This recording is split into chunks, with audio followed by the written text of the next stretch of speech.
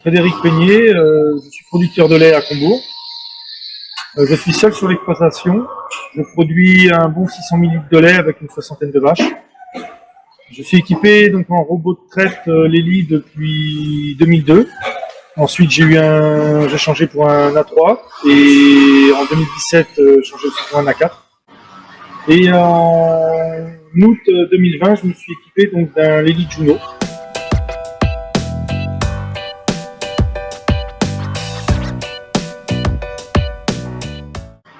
Alors tout d'abord, j'avais un souci le matin quand j'arrivais. Il y avait souvent un sillon de maïs devant l'eau que les vaches ne pouvaient plus atteindre. Donc soit, dans un cas, je limitais un petit peu le maïs, elles étaient en sous-alimentation pour ne pas avoir trop de maïs, de sillon de maïs sur les côtés. Soit vraiment en mettre davantage pour qu'il en reste pour les vaches, mais là il en restait beaucoup trop devant, et souvent il fallait en jeter parce que ça chauffait. Donc j'avais moi tendance à freiner un petit peu l'alimentation, donc les vaches étaient sous-alimentées. Et en discutant avec des techniciens, que ce soit techniciens aliments, contrôle laitier, on revenait toujours à la même chose, j'avais un peu une baisse au niveau des taux par un manque d'ingestion. Et donc il fallait que je soigne un peu plus les vaches, en mettre davantage. Donc c'est là que la question s'est posée, il fallait repousser le maïs la nuit, l'idéal. Ça, c'était idéal pour les vaches. Idéal pour les vaches, mais pas pour moi. Donc j'ai essayé à ce moment-là de déjà repousser le soir vers 22h30 avant de me coucher, en fait. Je voyais déjà du mieux, consommer un peu plus. Je voyais au niveau des bouses et aussi un petit peu des taux, ça tombe légèrement. Et là j'ai vu que l'idéal c'était de repousser aussi la nuit et de les stimuler, quoi. En plus, n'ayant pas le nombre de places au cornadi par rapport au nombre de vaches, quoi. Bon, les vaches, c'est vrai que les vaches dominées, elles étaient plus souvent derrière, parce que je repoussais qu'une fois par jour, le soir. Plus de compétition. Là, en repoussant plusieurs fois par jour, il y a forcément moins de compétition. Alors là, j'ai commencé à m'informer, aller voir un Juno chien éleveur, regarder des avis sur Internet. Et là, rapidement, j'ai vu que finalement, c'était, je pense, la solution de pouvoir repousser plusieurs fois par jour. Donc, j'ai décidé de faire le pas et d'investir. C'était le prix. Je me disais, ça fait cher pour repousser du maïs. Pour moins cher, je pouvais m'acheter un quad avec une lame ou j'avais déjà un repousse-fourrage sur le tracteur. Mais là, je me suis aperçu en étudiant d'un peu plus près que ça ne faisait pas que repousser le maïs. Le fait de le repousser plusieurs fois par jour, notamment la nuit, surtout la nuit, d'avoir moins de refus le matin. C'est-à-dire, c'était soit je jetais du maïs chaud, ou alors les vaches manquaient. Donc au niveau des taux, après on s'aperçoit que si à 4h du matin, des vaches passent au robot, on leur ration d'aliment et viennent à l'auge, il n'y a rien, c'est des coups d'acidose. Donc c'est dur à chiffrer, mais je suis sûr qu'il y a un retour sur investissement sur quelques années, dû à l'augmentation de production un petit peu, le si peu que, même si c'est qu'un demi-kilo de lait, que ça va de plus, au niveau des taux, et des acidoses ponctuelles sur certaines vaches, des choses comme ça. Et puis c'est vrai qu'après on s'habitue facilement à ne plus avoir le travail à faire. Ça c'est un confort en plus. Et puis il y a aussi, souvent l'éleveur a tendance à ne pas compter le temps qu'il passe. On croit que c'est rapide, hein. Mais quand il faut, surtout dimanche, chercher le tracteur, démarrer, revenir, repousser. Moi je suis tout seul, donc c'est vrai que je peux repousser plusieurs fois par jour. Si je rentre un peu plus tard, il y avait ça, je peux faire ça en plus. Donc c'est un confort aussi de travail.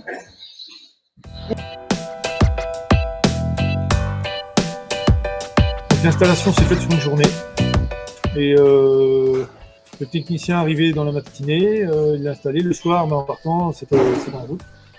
Il y a eu des petits réglages à faire le lendemain, il a fallu repasser, affiner quelques petits réglages parce que moi aussi c'était nouveau. Une journée, il m'a présenté rapidement le soir le logiciel, si on veut, sur mon portable, sur le téléphone, voilà, il y a une application. Donc j'avais quelques questions le lendemain, il est repassé le lendemain, parce qu'au début il faut programmer les routes, là il y a 3 routes de programmer, une fois que c'est fait, il y a le toucher. Hein. C'est juste les horaires que j'ai affinés les jours suivants, en fonction de ce que je voulais. Et puis après, ça roule. Hein. Il vit sa vie et moi la mienne.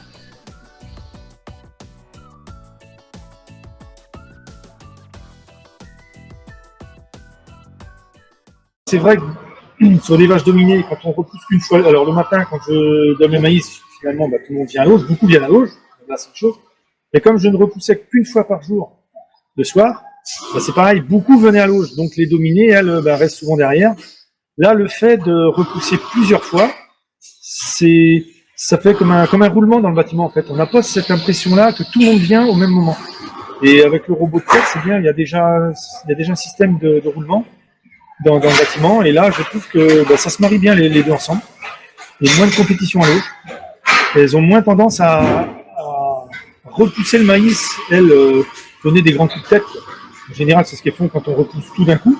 Que là, bah non, elles ont tendance plutôt à vouloir manger, parce qu'ils repoussent lui vraiment qu'un petit peu à chaque fois. Ils poussent le maïs.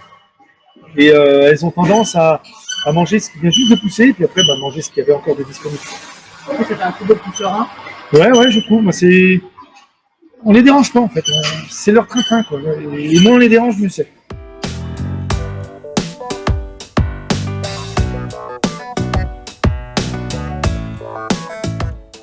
Oh non, le Juno s'installe très facilement. J'ai juste dû faire un petit abri, parce que j'en avais pas pour la borne de charge. Et le Juno, c'est mieux qu'il soit abrité quand même quand il est à l'arrêt.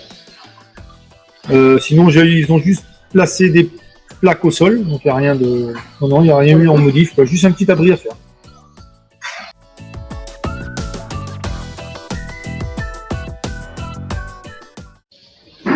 Alors ce qui m'importe déjà, bon, il y a le travail en moins à faire. Ça paraît pas énorme, mais bon, on s'y fait vite de ne plus avoir des petites tâches quotidiennes, d'en avoir moins à faire, quoi. Ça, on s'habitue vite, surtout le week-end. Mais c'est surtout, moi, ce qui m'a soulagé, c'est le matin, ma problématique de est-ce que je sers un peu en alimentation pour qu'il en reste le moins possible, ou est-ce que j'en mets plus, il faut tout enlever le matin. Là, aujourd'hui, c'est très bien géré. Quand j'arrive, tout le maïs est accessible. Parce qu'il repousse le dernier passage doit être à 5h30 le matin. Et quand j'arrive, moi, tout le maïs qui reste est accessible, et en général, il n'en reste pas beaucoup. Et c'est appréciable de voir ça, de savoir qu'on ne va pas balancer de la nourriture. Parce que ça commençait à être un problème pour moi.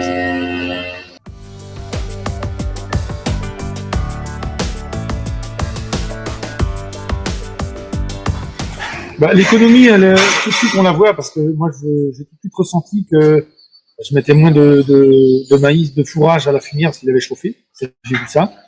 D'un côté, quand j'en mettais trop, ça c'est tout de suite visible. Évidemment, quand on en met moins, on s'en rend pas compte, on n'en jette pas. Mais par contre, au niveau des taux, on l'a vu assez vite, on en parlait avec le contrôleur, quand même, ça remonte un petit peu. Bon, ça peut être lié à autre chose aussi, c'est pas évident de tout analyser. Il faudrait vraiment rester, suffit qu'il y ait des vélages, des choses comme ça, c'est pas toujours facile, quoi, de vraiment chiffrer.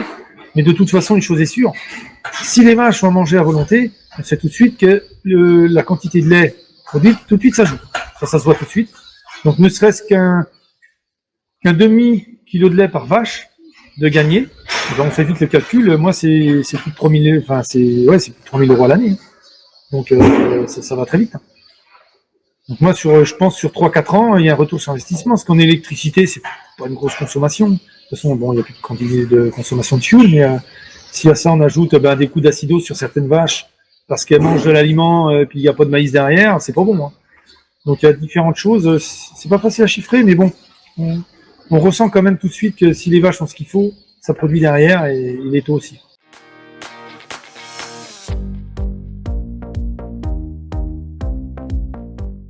Ben non, non, il est bien ici. C'est vrai que honnêtement, quand je le voyais au space, je le voyais comme un gadget. Ouais, c'est bien, ça fait cher pour repousser du maïs, mais en fait, ça ne fait pas que repousser le maïs. Ça repousse à des moments stratégiques de la journée. Et le bienfait des animaux, justement, j'ai vu le fait que ça tourne tout le temps, il y a toujours les dominés peuvent manger à des moments, repousser le maïs. Ce qu'il faut regarder, c'est le résultat. En fait, il ne faudrait pas regarder un robot travailler, parce que des fois, on dit ça va pas vite. Et il travaille tout le temps. Donc sur une journée, il a largement fait le boulot que nous on ferait autrement. Il faudrait regarder le résultat final, c'est tout. Pas s'occuper des